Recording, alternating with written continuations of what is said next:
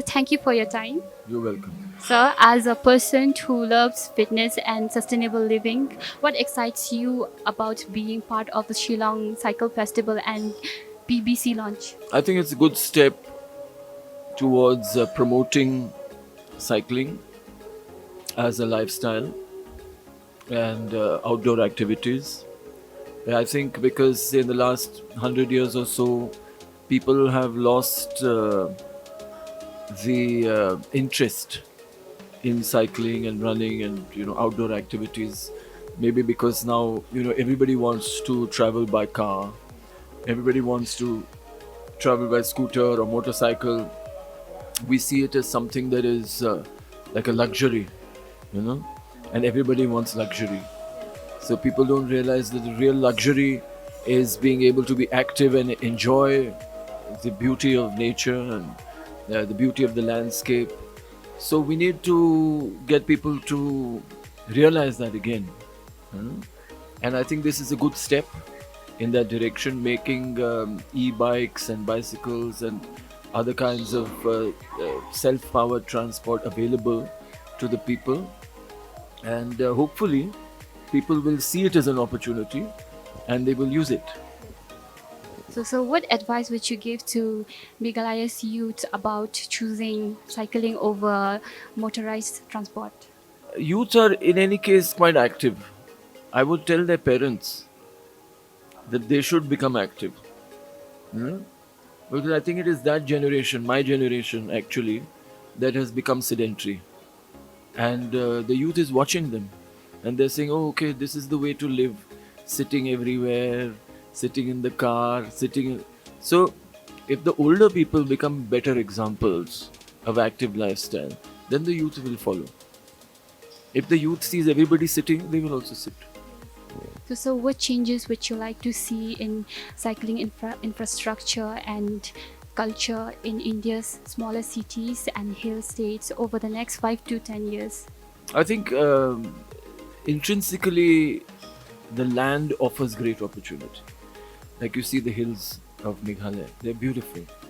You can walk in the hills and you will really enjoy your life. You can cycle in the hills and enjoy your life. Whether you're going for work or you're going as a tourist, it feels amazing. You feel alive when you're in the hills. So when you build a city, now like Shillong, we don't really pay attention to keeping the land the way it is. So I think now when we are planning to redevelop or relook at the way the city functions, we can build a better infrastructure, maybe some bridges that connect, some the markets, the schools, the workplaces from different areas, so people can have an option. They don't have to go by car. They can use these bridges and these roads, which are only for cycling and walking and running. And once there is an opportunity, I think people will take it. And more people will watch each other taking that opportunity, and slowly the culture will change. Because it's culture, no? Culture doesn't change very fast. But it changes when some people, they start something good, other people watch them, they see the benefit, they see the value, and then they also start to do it themselves. Then, of course, the children will watch them. Then the next generation will be healthier and fitter and care more about the environment and care more about being healthy and happy and having a more sustainable and enjoyable lifestyle. So how do you find Shillong? I find Shillong has changed a lot. The first time I think I came here was more than 30 years ago. And like every other city in India, it is becoming very crowded. A lot of traffic. Everybody wants a car. Everybody wants to travel by car or motorized transport. So in every city, it's the same.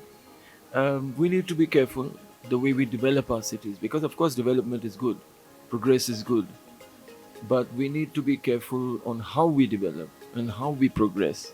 Are we progressing forward or are we progressing backward? Just because we have a car, it doesn't mean we have achieved anything. We have in fact lost the landscape. We have lost the land. We have lost our ability to walk and to run and to have fun. So we need to plan better. And I think, again, the initiative that is being taken today is a great step in that direction. So my mother is very fit. not only physically, mentally, emotionally, I think also spiritually. She started trekking when she was 60. After she retired, she was a professor of biochemistry in college.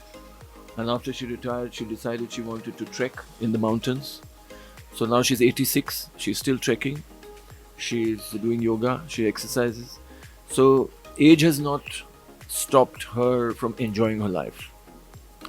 So I have seen that all my life, and I think it's a big inspiration. And not only for me, I meet people every day who come and tell me, your mother is amazing. She's 86, she's still skipping, she's trekking, she's doing yoga, she can do push ups, and everybody wants to be like that. So will we be seeing you and your wife Ankita Kongwar conquering our hills anytime soon? If your eyes are open, yes. Okay, sir. So thank you, sir. You're welcome.